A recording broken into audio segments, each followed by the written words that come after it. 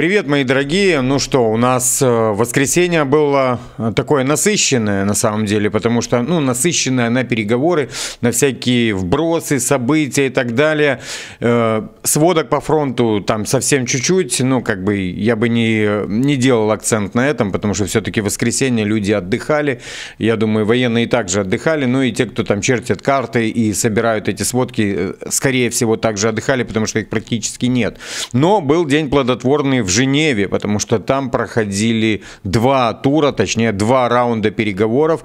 И хочу сказать, настроение у Марко Рубио было довольно такое, я даже так скажу, что агрессивное больше, потому что с самого начала, как передают инсайдеры там всяким, можно сказать, там изданиям, что тон был задан именно жесткий. Вот. Никто не собирается там массажи делать и все остальное. Давайте заголовок. Переговоры продолжаются. То есть сегодня они также будут. На момент записи видео они будут продолжаться дальше. Там еще они не могут дожать у Украины некоторые вещи, с которыми не согласится Россия. Мы не видим итогов, потому что сейчас Рубио выжимает вместе с Уиткофом, там уже у нас Дрискл есть, который будет потом отвозить это все в Москву.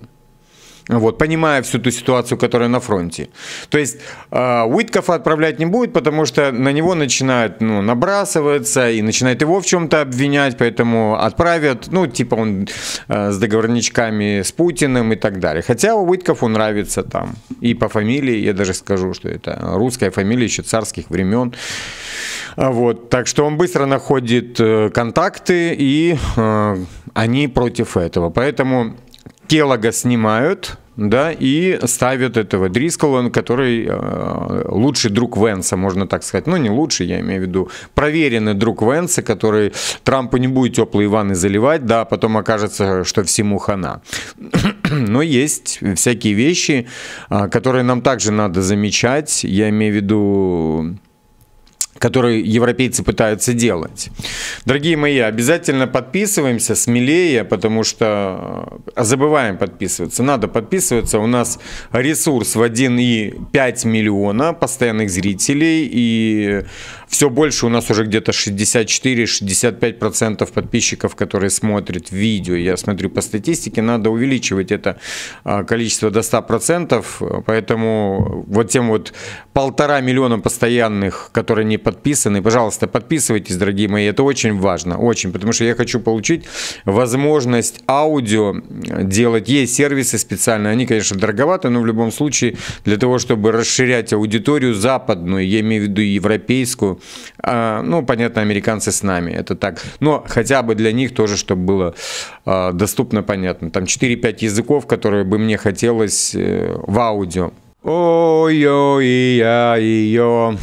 Батарейка. Не, это села батарейка. В Испании все хорошо в этом плане, никто не бомбит. И Испания, она не считает, что Россия для нее враг. Окей, подписываемся, дорогие мои, потому что это очень важно. И в телеграм-канал также, потому что я там сейчас, я на двух фронтах. И тут, и там, и тут, и там. Окей, США и Украина достигнули прогресса на переговорах по мирному плану, заявил Марко Рубио. Он назвал их самыми продуктивными. Да, он их всех за кадыки там взял и все. Там серьезно говорят, что они там пытались шутить, он, сразу же отбросил все шутки. Ермак там был красный. Второе. Украинская делегация пытается договориться, заметьте, я подчеркну слово, пытается договориться о встрече с Трампом. А Трамп, как я и говорил, взял хороший пример с Путина, не встречаться, если это не приводит к чему-то еще. Поэтому для этого и существуют переговорщики. То есть переговорщики сейчас должны дожать украинскую делегацию до того, чтобы украинская делегация подписала, договорилась, чтобы Зеленский приехал, не устраивал там цирк. Ему не впервые, и подписал это все, и Трамп принес эту победу. Поэтому и не летел Уиткоф в Турцию, вы помните, потому что ему там сказали, что какой смысл лететь, мы ничего подписывать не будем. И после этого игра обрела другие краски. Поехали дальше. У нас выплыл от Телеграф документ, где европейцы внесли свои там 24 пункта. То есть 4 убрали, а полностью все полностью переделали. Я быстренько прочитаю некоторые пункты, чтобы мы понимали, в чем суть. Но там есть небольшая ирония с этим. После завершения конфликта вводятся меры для устойчивого мира и безопасности. Что это за меры, никто не знает. Россия и Украина обязуются соблюдать прекращение огня на суше, море и воздухе. Стороны начинают переговоры по международному мониторингу режима тишины. Контроль за соблюдением мира обеспечивают союзники Украины под руководством США, преимущественно дистанционно, спутники БПЛА. Создается механизм фиксации нарушений и реагирования на них. Россия возвращает всех вывезенных украинских детей под международным контролем. Обмен пленными по формуле всех на всех. Территориальные вопросы, внимание, обсуждается по текущей линии фронта. После устойчивого прекращения огня обеспечивается гуманитарный доступ и поездки семей через линию разграничения. Подтверждается суверенитет Украины, никакого принуждения к нейтральности. Украина получает юридически гарантированную безопасность, включая американские гарантии, аналогичные статье 5 НАТО. Никаких ограничений на ВСУ и оборонную промышленность. Гарантиями выступают европейские страны и другие партнеры. Украина может размещать союзные силы. Вступление в НАТО возможно при согласии всех членов. Украина присоединится к ЕС. Подтверждается безъядерный статус Украины. Территориальные вопросы решаются после полного прекращения огня. Вот на этом заостримся. Да? Впоследствии стороны не меняют границ силы. Украина восстанавливает контроль над Запорожской АЭС и Каховской ГЭС. Экономическое сотрудничество Украины с партнерами не ограничивается. Украина восстанавливается и получает компенсации, в том числе за счет российских активов. Санкции против России могут смягчиться после устойчивого мира и возобновляются в случае нарушений. Начинаются переговоры по европейской безопасности с участием всех стран ОБСЕ. Переходим теперь к тому моменту, где у нас территориальные вопросы решаются после полного прекращения огня. Дорогие мои, какие-то там 2 или 3 бригады находятся сейчас в Румынии, которые не распускаются. Там их около 30 тысяч, насколько я знаю. Там французы, немцы, еще кто-то там находится, и британцы там находятся. Ну, понятно, что из колонии не сами, потому что там платить надо много. Ну, короче, такое. И они их там содержат, потому что как только останавливается огонь, они их быстренько туда запихивают, потому что любое другое движение, вот им очень важно, европейцам имеется в виду, понятно, что это уже считано Америкой. Им очень важно быстренько восстановить армию, провести ротацию, мобилизацию, вооружить, сделать укрепрайоны, забетонироваться и куча всего, заминироваться, да, там и все остальное.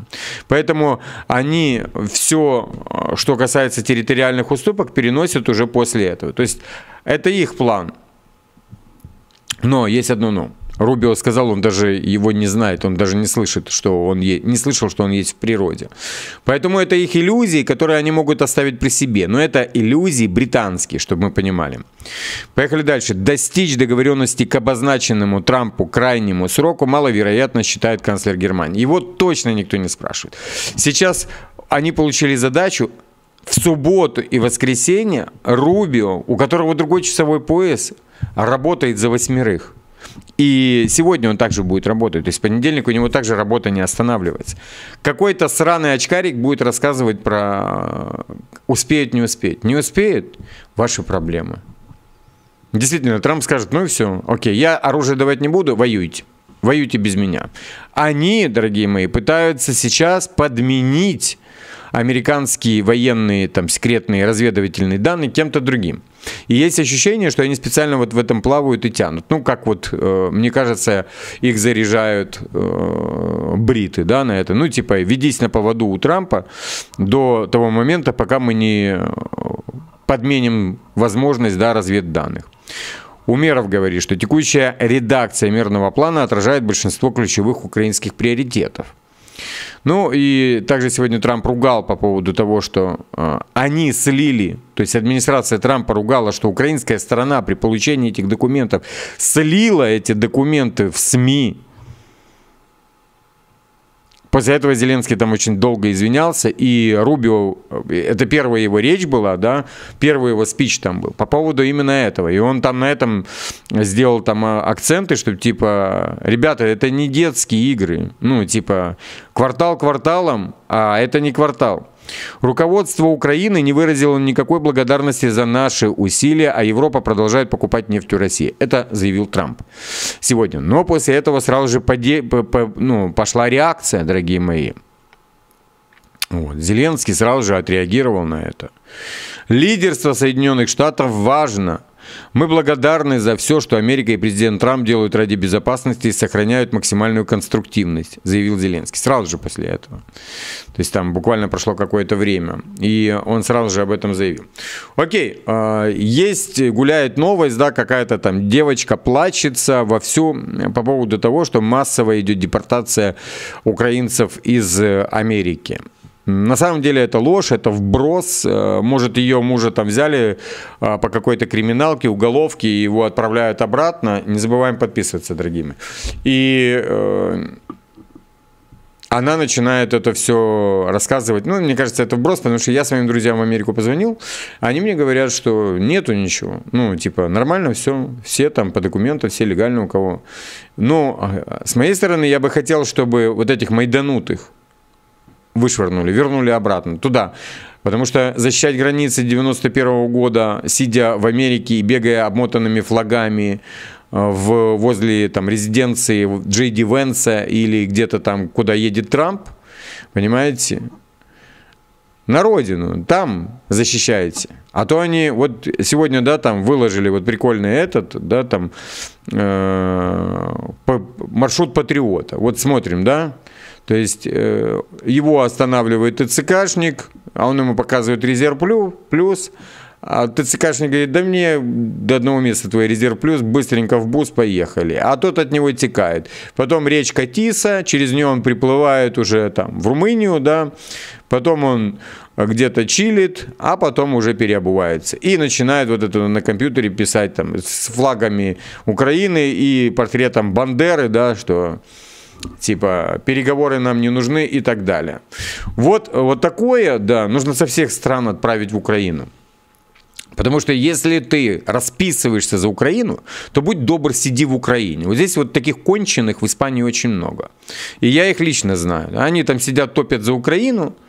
При этом ты, когда спрашиваешь, ты в Украину собираешься возвращаться? Он говорит, нет. Так какого?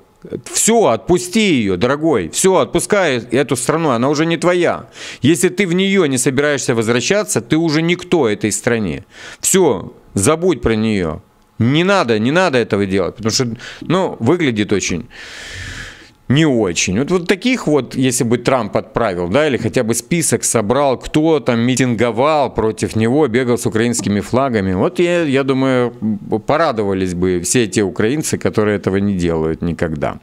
Окей, поехали дальше. Я хочу немножечко напомнить, да, по поводу уйти от договоренности с Трампом. Завтра, 24 ноября, ну уже сегодня, во всех регионах Украины будут применены меры ограничения потребления. Это Укрэнерго. Графики почасовых отключений будут действовать с 0:00 до 23:59 с объема от половины до 3 очередей. Графики ограничения мощности будут действовать для промышленных также потребителей по такому же расписанию. Можем потужничать дальше. Можем слушать британцев, о которых говорил Зеленский, что некоторые страны, а именно Британия, хотят этого, да? То есть мы все прекрасно это видим и понимаем. Так, поехали. Я немножечко это все так, как говорится, перевожу в такой в юмористический формат, да? И все это больше напоминает собачье сердце, вот, ну, все то, что происходит. Поехали. Зеленский сообщил, что после получения отчетов от украинской делегации, участвующих в переговорах в Женеве, появилось понимание, что американские предложения могут включать ряд элементов, основанных на украинском видении и критически важных для национальных интересов Украины. То есть я вам перевожу. Зеленский прекрасно понимает, что если он сейчас сделает неаккуратный шаг, то Трамп пойдет на эмоции. А он уже не шутит. И они видят это по переговорщикам. И чего-то ждут. Оттягивают время. Мы все прекрасно понимаем, что это все ни к чему не приведет. Давайте уберем все эти иллюзии. Мы все прекрасно понимаем. Но дело даже не в том, что приведет это к чему-то, не приведет. Дело в том, что последует за этим, если Трамп поймет, что его обманули. Понимаете? Они-то думают, что у них там и финансы есть, что они расковыряют все-таки эти российские активы и что-то сделают. Но вот мне будет интересно на самом деле, чем все закончится. Я знаю, что они сделают так, что этих переговоров не будет. Они свалят на Россию, они будут там добавлять пункты, с которыми не согласится Россия. И когда Дрискл поедет с этими пунктами в Россию, россияне скажут, ну да не, ребят, ну вы шутите, у нас есть цели СВО и типа курите бамбук. Вот то, что было изначально у Трампа, то, что было опубликовано, то, что слила Украина, через Гончаренко, да, там слили они, то можно было бы доработать, да, и опять же, Россия знает прекрасно об этих пунктах. Если немцы знали об этих пунктах еще в октябре, то, конечно, Россия знает об этих пунктах не меньше, чем немцы, да, и Путин говорил, что если они будут менять эти пункты, то никто эти принимать не будет, а все будет дальше продвигаться по фронту. Поехали. Союзники ищут альтернативу американской разведке для поддержки Украины, если обмен информацией с Штатами прекратится. Политика пишет. Поняли, да? Звоночек. Поехали дальше. У нас тут есть это. Па-бам! Это делегация, которая собралась туда, 95-й квартал, вместе с... Это второй раунд, я вам скажу. Вместе с европейскими лидерами, которые туда приехали. Значит, какая цель? Они сейчас корректируют те пункты. После Рубио, вот они там сегодня докорректируют, их там третий раунд будет. После Рубио это все отдает Дрискалу. Дрискал летит в Москву, а дальше Дрискала посылают. И все. Вот чего добивается Украина. Но хочу сказать, что Рубио уже научен поэтому. И Рубио сейчас не будет давать им возможность сделать что-нибудь, зная о том, что российская сторона... Ну, я уверен, что где-то на связи есть Дмитриев, да, который с Рубио с ним созванивается, говорит, вот Украина хочет это. Дальше. Интересный факт. Собираются США, Украина и Европа. И обсуждают мирный план. А где там Россия, скажите мне? Где Россия? То есть, они втроем собираются, я бы даже сказал вдвоем. Почему здесь вообще Европа? Я не понимаю. Вот до сих пор я не понимаю за 3,5 года войны. Ну, с другой стороны, понятно, что это клуб кинутых вкладчиков, да, которые там влили бабки. А теперь они хотят их вытащить, эти бабки, там через разные способы. Но дело не в этом. В мирных договорах. Причем здесь Европа? Тут должны быть там Украина, Россия и Америка, да? Они должны обсуждать все это. Они, Европа, обсуждает в паре с Украиной, отстаивая собственные интересы, украинские интересы с американцами. Конечно, это все не приведет ни к чему, потому что европейцы уже не первый раз срывают это все. Поехали дальше, дорогие мои. Вот у нас Покровск. Россияне продвинулись в Покровске и его окрестностях, а также на юг, в район Дачинского или Даченского, сообщает Deep State. К северу от Покровска увеличилась серая зона, образуя свободный коридор шириной около километра. Сегодня, точнее вчера, бегала новость о том, что ВСУ зачистили центр Покровска. Ну, я вам об этом говорил. И также, да, там статья о том, что пожгли очень большое количество техники, украинской техники. Вот. И что самое интересное, жгли ее не на линии фронта, жгли ее за 15-25 километров от фронта, то есть от линии фронта. Она даже не успевала поступать туда. Украинцы жгут российскую технику, которая выгружает там солдат, грубо говоря, да, там до того, как они точнее, после того, как они выгрузятся. И ее там очень мало. А россияне жгут украинскую технику. Ну, это не украинская, а партнеров техника. Она еще даже не подъезжает. Они там в глубоком тылу ее сжигают. И там большие цифры. Я потом подниму эту статистику. И вот говоря об этом, ну, там уже многие делали заявления по поводу вот этого заявления от ВСУ, что они включают антикриз и просто тупо нагло врут. Во-первых, Рёбки еще, они 2 раза уже говорили про этот центр, они там флаг какой-то вывешивали, потом они там что-то зачистили. Нет там в центре Покровска вообще никого. Его обходят со всех сторон для того, чтобы замкнуть полностью всю агломерацию. И будут ее замыкать дальше. Поехали, сейчас я вам покажу кусочек Рубио вместе с Ермаком. Посмотрите на лицо печальное Ермака непосредственно.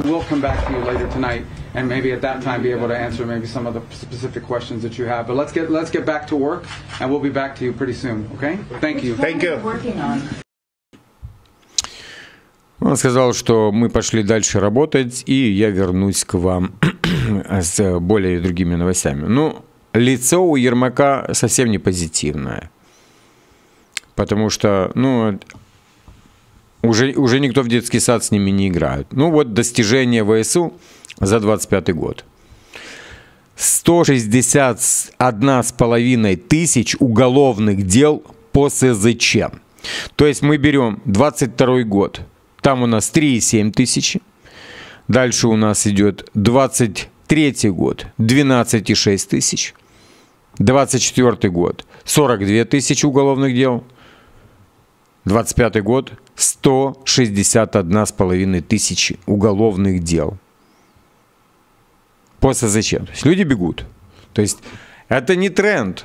Это все то, что больше и больше раскрывает людям глаза на происходящее. Стоит ли, за кого. Особенно Миндичгейт сейчас подбил вообще и европейцев, и украинцев, и тех же американцев. Американцы хотят выборы.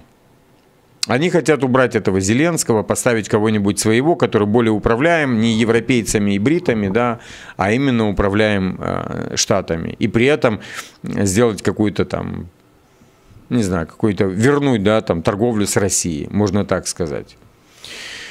США на переговорах в Женеве обвинили Украину в организации негативной утечки в американские СМИ деталей мирного плана, сообщил корреспондент портала Axios Барак Равит. Он также назвал встречу напряженной, дорогие мои, несмотря на оптимистичные заявления после нее.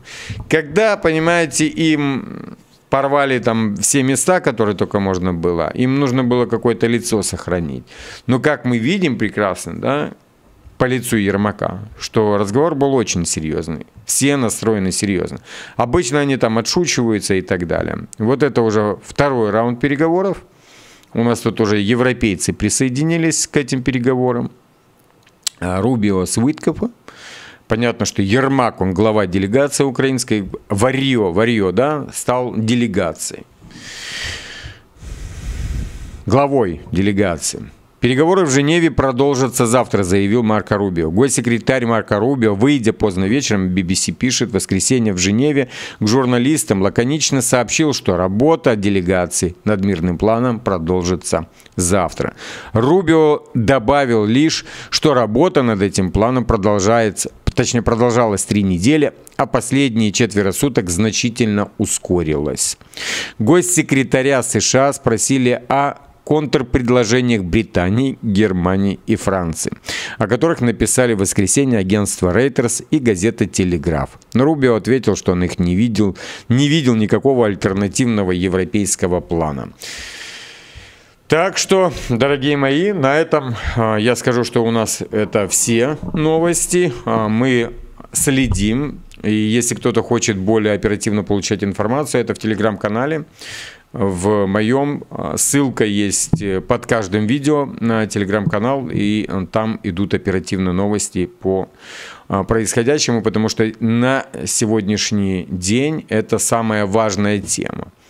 Я фильтрую, я кучу там смотрю всяких, я сейчас только в этой теме. С юмором, без юмора, с какой-то аналитикой, агрессией или чем-нибудь радостным, веселым.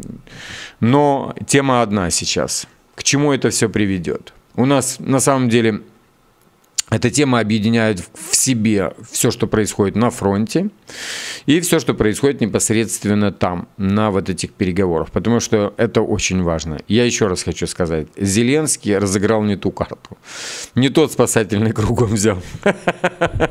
Он взял тот, которым не нужно пользоваться. Это самый опасный спасательный круг, потому что это, можно сказать, один из больших гештальтов Дональда Трампа. Сделать перемирие здесь и начать торговать с Россией. Чего боятся бриты и другие. Представьте, что будет с Европой. Она кучу денег отдала Украине. Во-первых, куча вопросов будет, да. Куда эти деньги ушли? Зная про Миндичгейт. Бедная Украина будет. Потому что восстанавливаться ей будет очень тяжело. Без России. А украинцы этого не понимают. Они думают, Европа им будет помогать. Да, она помогала с 2008 года. Войну сделать и больше ничего. А так вот, если бы были в союзе с Россией, то и газ дешевый, нефть дешевая была бы. Не все. И на улицах бы срали, да, как любят говорить. Так что, дорогие мои, наблюдаем, смотрим, подписываемся обязательно. Дорогие мои, вы у меня самые лучшие. Самые-самые. Всех обнял.